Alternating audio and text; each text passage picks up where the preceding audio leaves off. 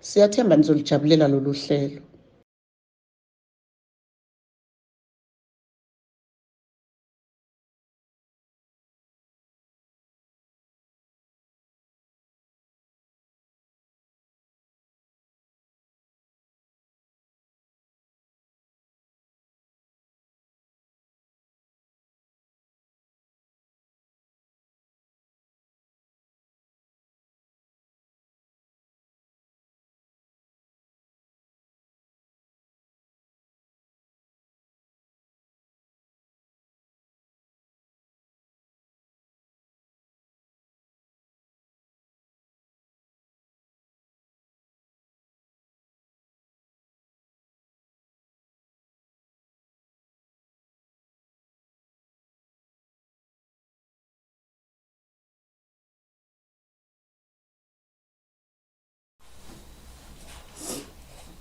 Sanibonani bafundi ba grade 12. It's good to siphinde sihlangane. Umesisi Sibiya. We are doing learner wellness. Namhlanje itopic yethu sikhuluma ngama work ethics and societal expectations. When we talk about work ethics, usuyavele makuthiwa work sothi kuphathele nani nomsebenzi. Yini ama ethics? Ama ethics, the word ethics lisho ukuthini? It means rules of behavior. Rules of behavior at work. Shuthi indlela enjani ofanele uziphathe ngayo emsebenzini la oqashwe khona. That is work ethics. And when we talk societal expectations, it has to do with society. Society yini? Society umphakathi esiphila phakathi kwawo.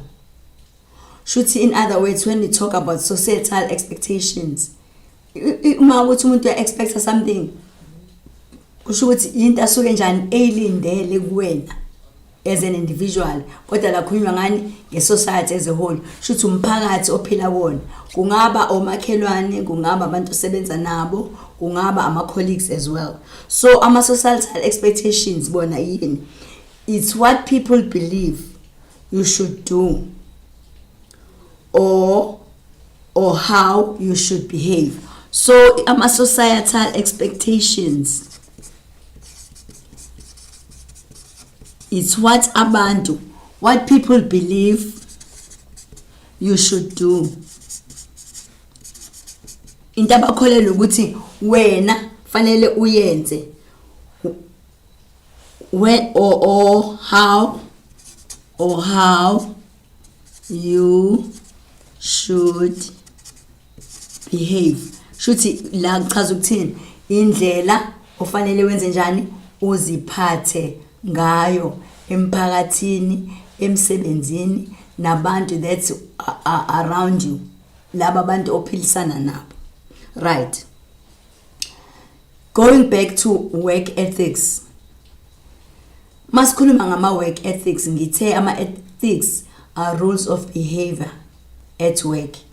Kuthi wena as uqashiwe fanele usiphathe kanjani emsebenzini la usebenza khona, la uphila khona, from ekseni kuze kube intambama or from ntambama kuze kube sekuseni, depending ukuthi isikhathi songena sakho sinini. Abanye banokha ekseni, noka in ekseni, they knock off ntambama. Abanye bayangena ntambama, they knock off ekseni. But ama ethics, they are the same.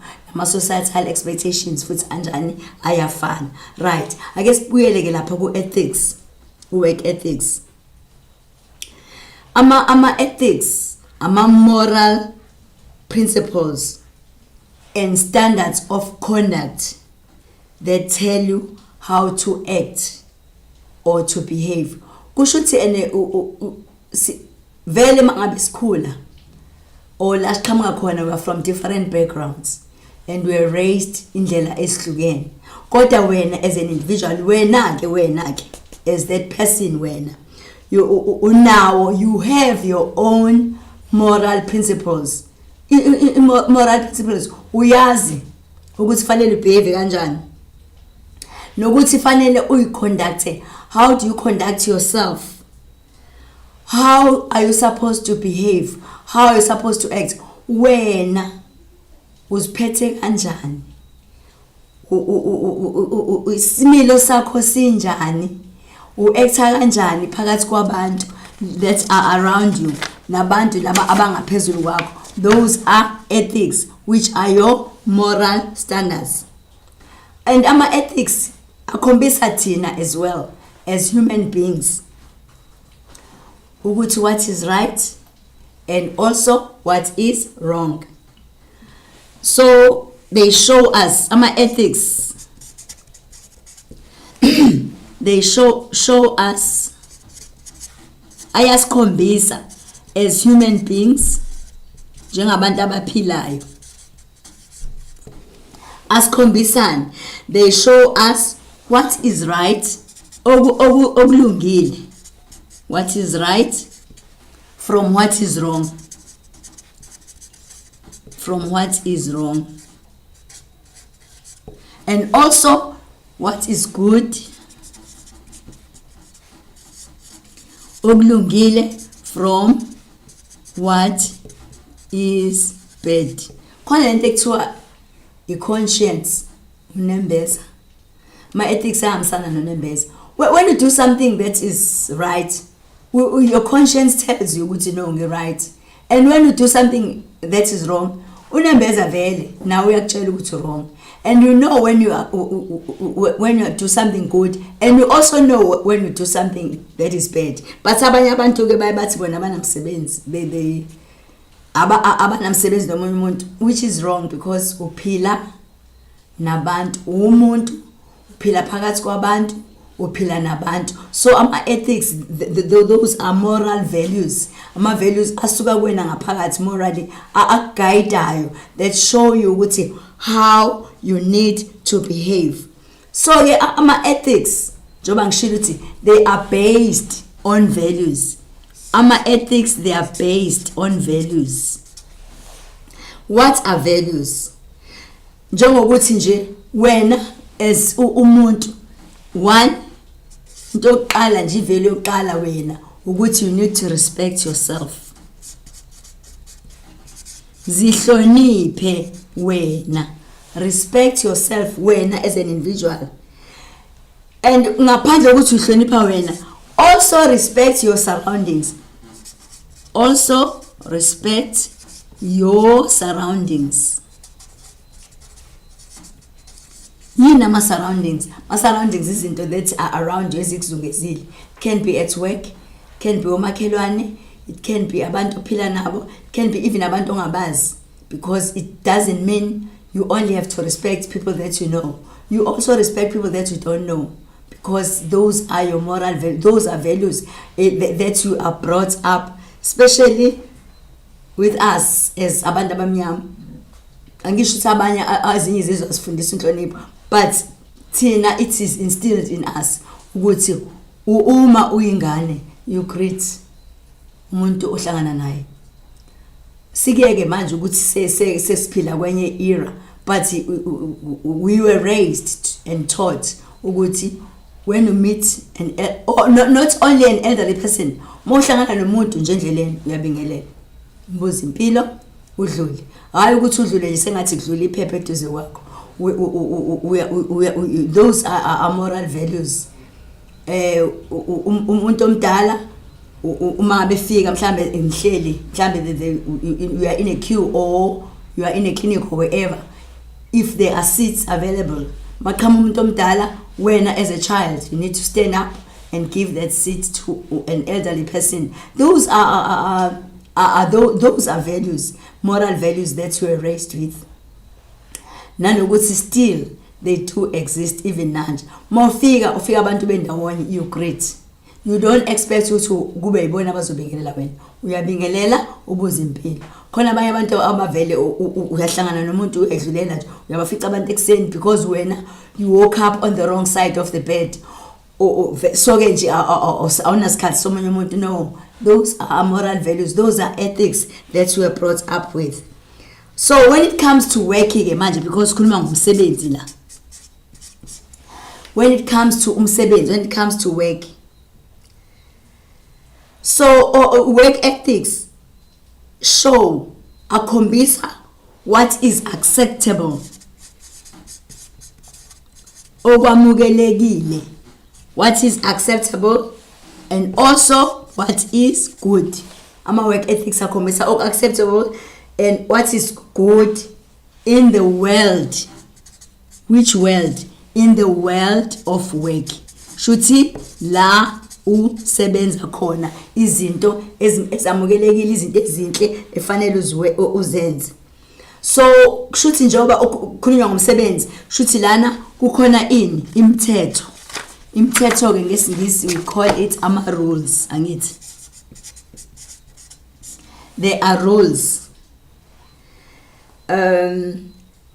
There are rules, and those rules fanele enze njani? They need to be obeyed. If nama rules fanele enze njani? Ahlonishwe. They need to be obeyed in the workplace.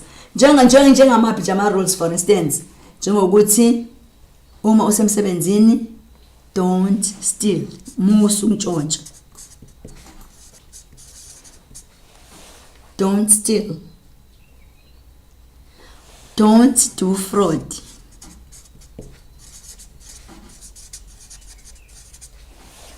Don't steal, don't do fraud, and respect umsebenzi as well.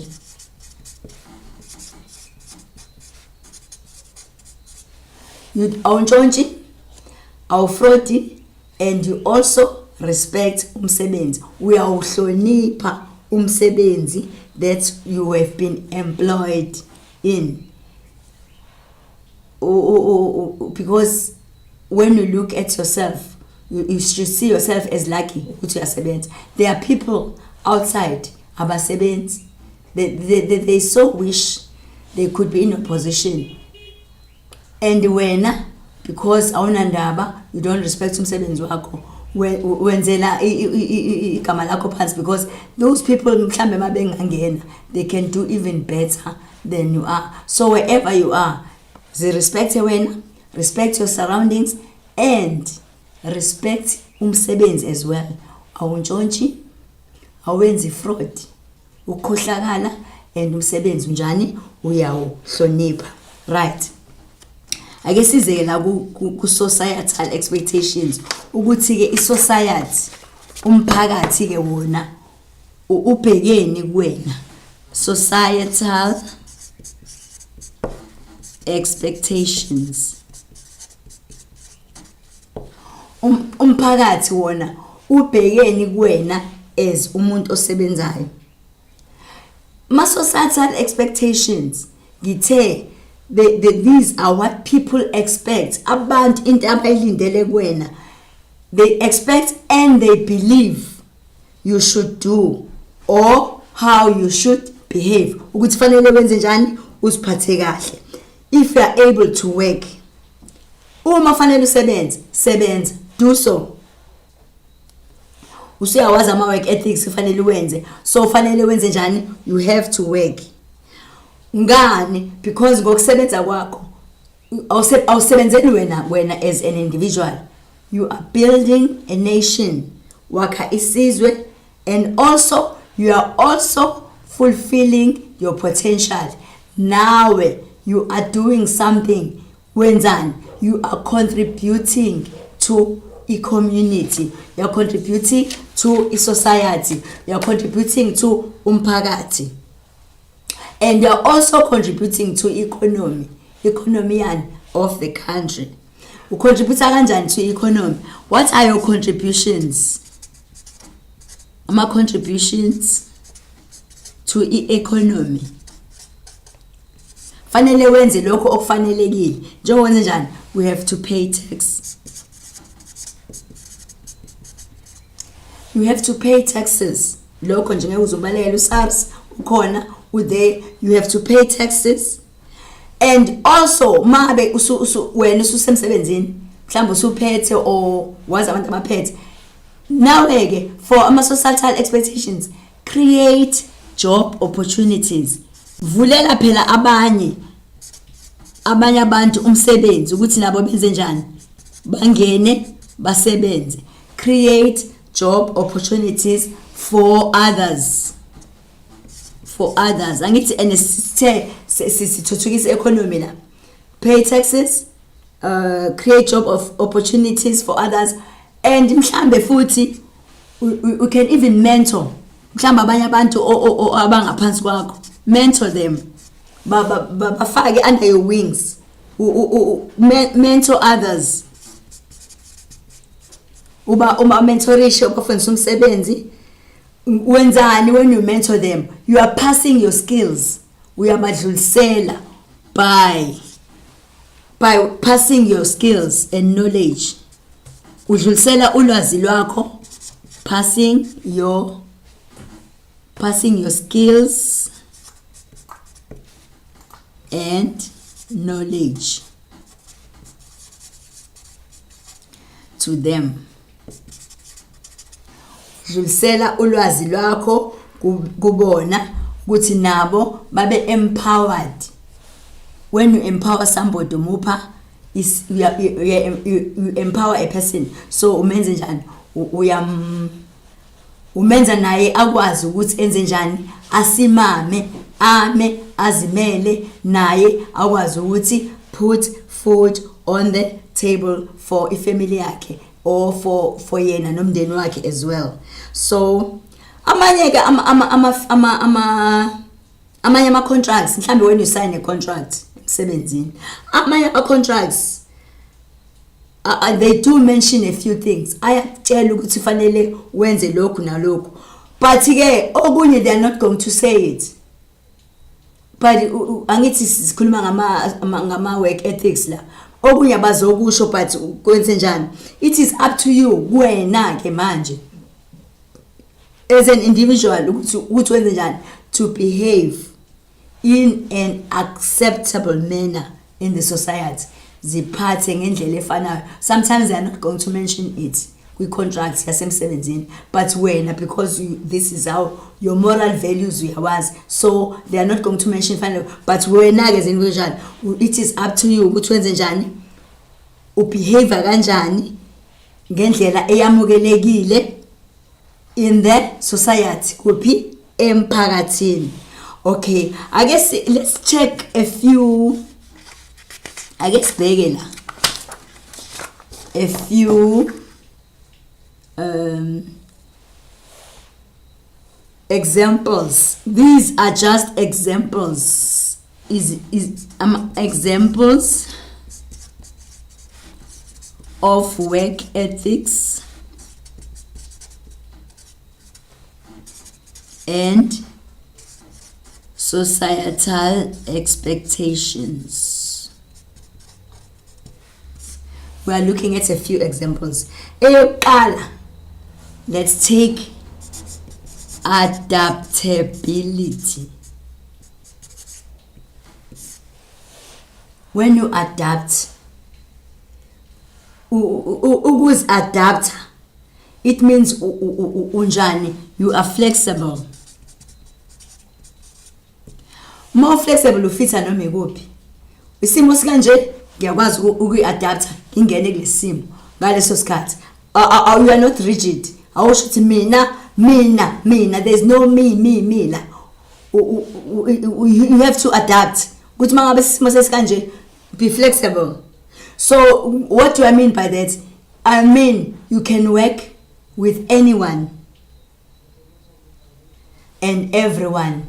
We are flexible. Usebenza noma nobani, noma inini, noma kanjani, hayi ukuthi mina. There is no mina here. So we need to get rid of this mina mentality because it's not gonna work la.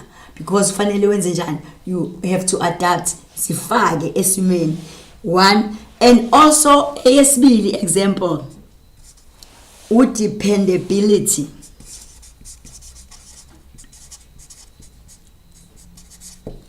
What is to be dependable?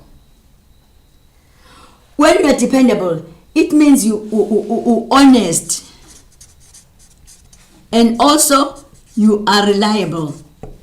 People can depend on you.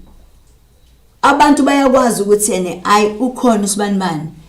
We can depend on that person because you're honest, because you're reliable. So iba nayo futhi leyo element ye adaptability, ye dependability, and ube nayo futhi flexibility.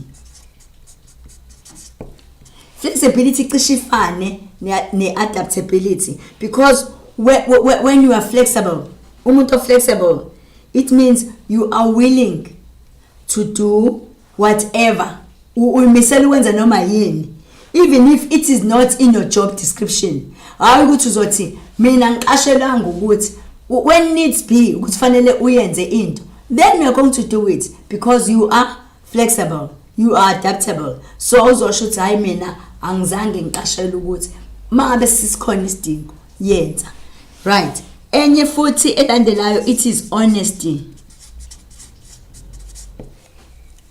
Honesty bakwethu ukuthembeka. Ngeke ngamention lapha izinto ukuthi when you are honest, it is very important emsebenzini. When you are honest, umuntu honest akantshontshi. You don't steal. Untshontsha ini mhlambe, for instance, ake ngithi mhlambe use reception or okay reception, you are in your office, you have got access to a phone. Uyasebenzisa noma kanjani.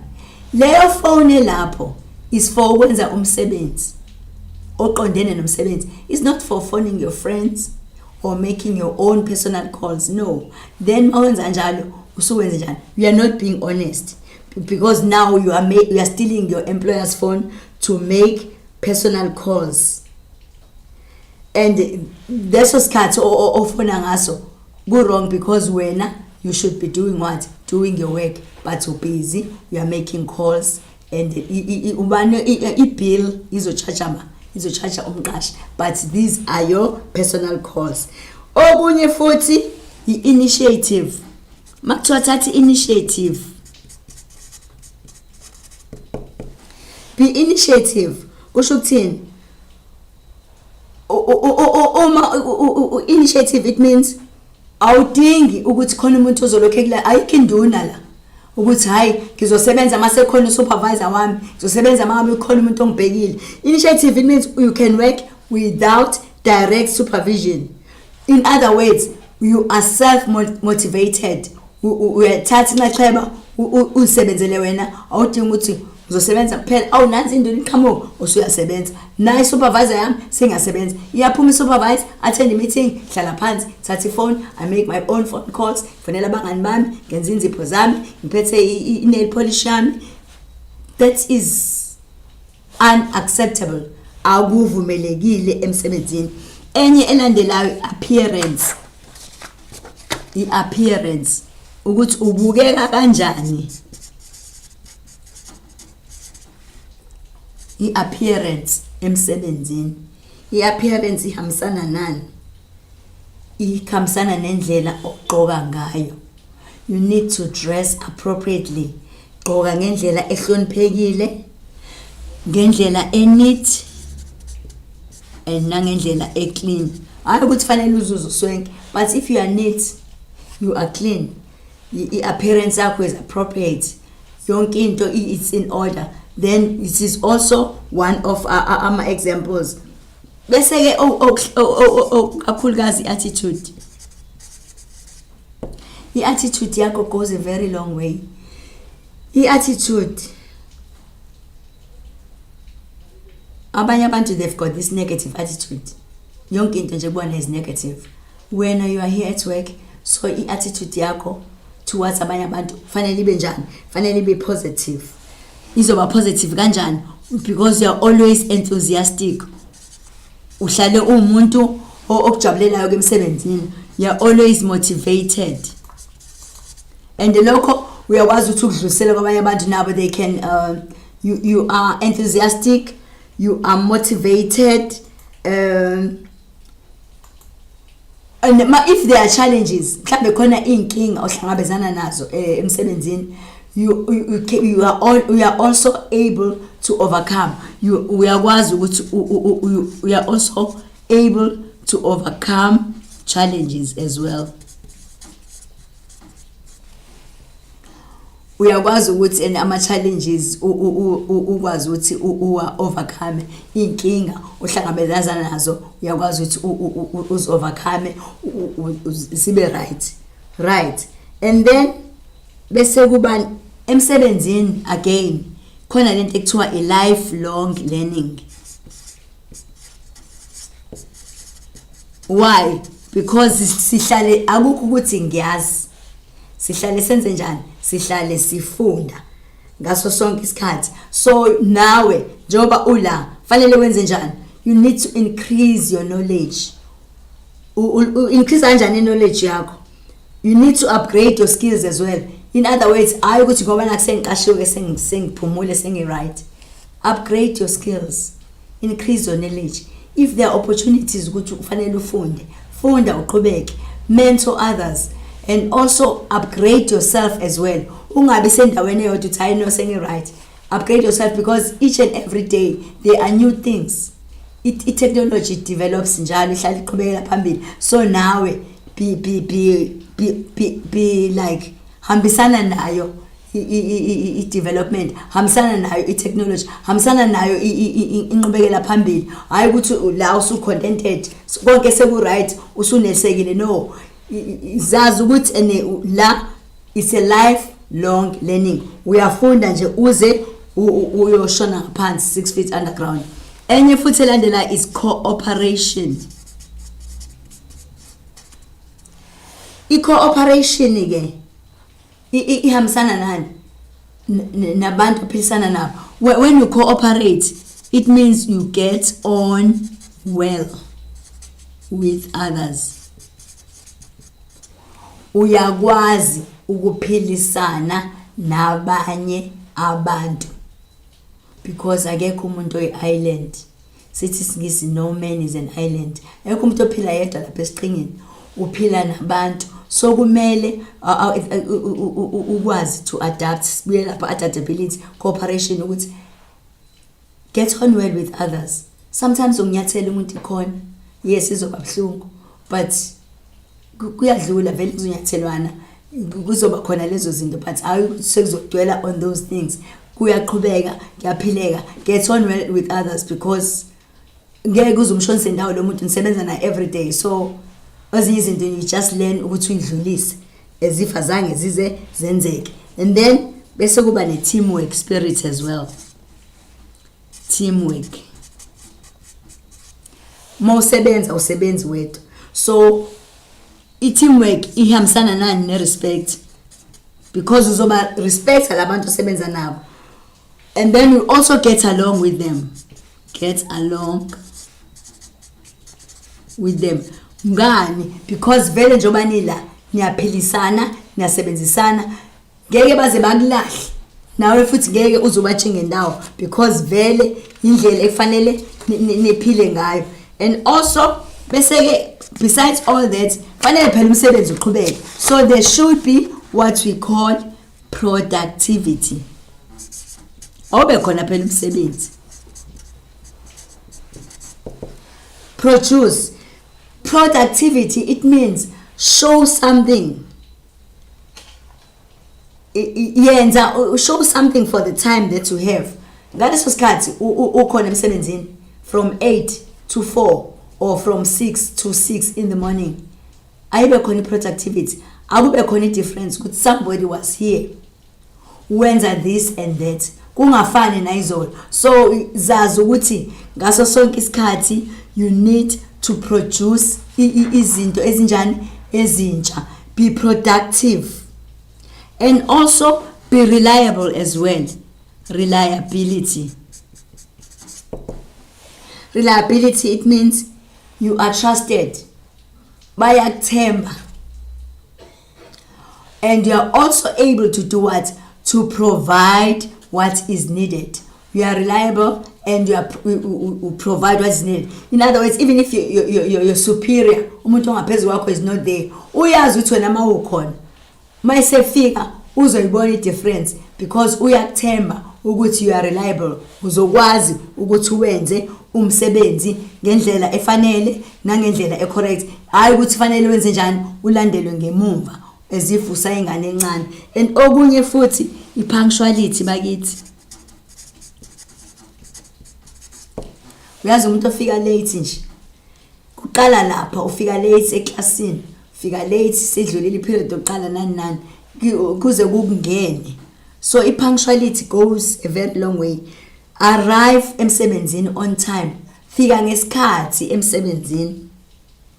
And makunama deadlines ukuthi on such and such a day you need to have done this, be able to meet those deadlines. Ukuthi masifika leso sikhathi ukuthi hayibo on such and such a date ngalesi sikhathi fanele sibe sesimite this deadline, yenza sure ukuthi umsebenzi wakho wenzile, so awusalele ngemumva, awupheniki, awuzoletha into just because kufanele ugcine icala, no. And lokho kwenzela ukuthi nawe la emsebenzini when they are looking for somebody to promote or somebody to move to another level bazobheka la, because njoba ula they are observing you as well. You might think about observe, but they're observing you. So when ama uzozilandela zonke lezi zinto thola ukuthi hayi when there is a meeting, board meeting, but I know si raise igama la so and so singakwazi because you have been doing these things engizibalayo. And also ngimentionile ukuthi you need to mentor abanye abantu. Mentoring, when you are mentoring, it means wenza njani udlulisela ulwazi, you are passing your knowledge and skills to other people ukuthi nabo abafane nawe. And futhi it's fine bangafana nawe bazi baphinde bakudlule, but pride yakho ngaphakathi ukuthi hey uyazi lo muntu udlule esandeni sami, I mentored him njobe sekanje. It makes you proud of yourself as well. It is good for what? For your self-esteem as well. Which I was able to help umuntu for this and that. And also, irresponsibility. Responsibility. It fulfill your duties. Wenze umsebenzi wakho. It's not only about ukwenza, but wenza ngendlela enjani ethembekile. And also organization, be organized. Organization should manage your time. Isikhathi sakho asikwazi ukuthi sibe right. Manage your time, manage your tasks ofanele submit. And also you need to develop your goals, my goals akho as well. Zonke lezi if uzilandela zonke, you find ukuthi ama work ethics akho nama societal expectations, you are able to meet them because ukwazile ukuphilisana nabanye abantu. Ake sithathe nje scenario, nansi scenario nje encane. There is a lady wena we've got two jobs. Emini usemsebenzini ntambama or after hours you do another work. Mhlambe umsebenzi owenzayo you are a DJ, ngizolinganisa. You are a DJ in a club after hours. Okay. Uzowenza umsebenzi wakhe emini. And then if you are a DJ after hours eclubini, vele angithi indlela esiqoka ngayo esemsebenzini neuba DJ ayifani. So mase uyo DJ uzoqoka indlela ehlukile. So nangoke wena with DJ'd the whole night, DJ lekwazi kwasa, and then mawubheka isikhathi so isikhathi sokuthi njani yemsebenzini.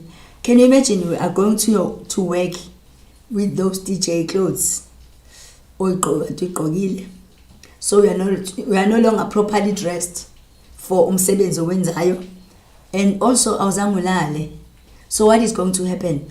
Uzotufika emsebenzini irritable nje kuqala, because uma ungazulale awubi nawo umusa. You irritable, you are drained, ukhathele, and mawuthola isikhathi sethi break uyagijima uyolala. So awusekho fair kuma colleagues akho because sefanele benze njani, benze nomsebenzi wakho wenzayo. Zonke lezi zinto awusazange uyilandele. Or abanye abantu, they are there at work from morning till afternoon. They are busy. Uthola umuntu busy, but busy doing what? Nothing. At the end of the day, masuthi uyabheka umsebenzi kade wenza awukho, but lo muntu ube busy. So lo muntu uyafana nomuntu, lo muntu akekho productive, lo muntu akekho reliable, ube khona kahle kahle yena ubezonzani la, bezoqhubha ini usuku. That is not allowed. It is just uncalled for. And bese bakhona ke lo who is always eager to learn, uhlale nje ufuna ukufunda, uhlale ufuna ukuthola ulwazi, and also eager to help, uyafuna ukusiza lafana size khona nje. Angithi ngikhuluma ngama scenario abantu abawu3 la, yilo DJ oyasebenza futhi ofike eqhokele noma kanjani ukhathele abantu upusha, in other words wenzani lo, pusha abantu ngamadolo. Nangomunye futhi wesibili ubusy, he or she is at work, ufikile emsebenzini but ube busy. To be honest, ube busy the whole day, but busy enzani nothing. When you check productivity, there is no productivity, there is nothing that he has done but ube khona. Bese bakhona this third one, lona ukhona emsebenzini every day and is always eager to help, is always eager ukwenza umsebenzi. So these are 3 types of people. And ngokwakho ke, after listening to this, when you get to work, you fall under which category? Labantu abawu3. So when it comes to work ethics, kubaluleke kakhulu ukuthi all these things that I've mentioned, nama societal expectations, what the society expects from you, are you able to meet all those things? And uyakwazi yini ukuphilisana nabantu? Because emsebenzini kahle kahle, that is where we spend most of the time. We spend most of the time emsebenzini rather than ekhaya. When you get home, you are tired, uyapheka, you are batha, uyolala. But isikhathi esiningi, you spend most of the time emsebenzini. So it is very important that you need to respect umsebenzi, that you need to respect people that you work with, that you need to respect not only the people that you work with, but society at large, abantu ophilisana nabo. And then ke uyazi ukuthi ubehave ngendlela right and everybody is happy to be around you. You have mentored abantu, you have passed your skills to them, and the economy of the country is also developed, because it's not only about you, it's about everybody else that is around you. Thank you so much. We've come to the end of the lesson. I hope we are going to use this when we get to the workplace. Thank you so much. Ningakhohlwa ukuthi nisengathokozela ezinye izifundo eziyisithupha kanye nezengeziwe i-learner wellness, i-career guidance kanye ne-advanced program. Hlanganyela nathi kwizifundo ezi-online ku-068 151 1072 noma ku-GoDigi@godigitalsa.today. Siyabonga.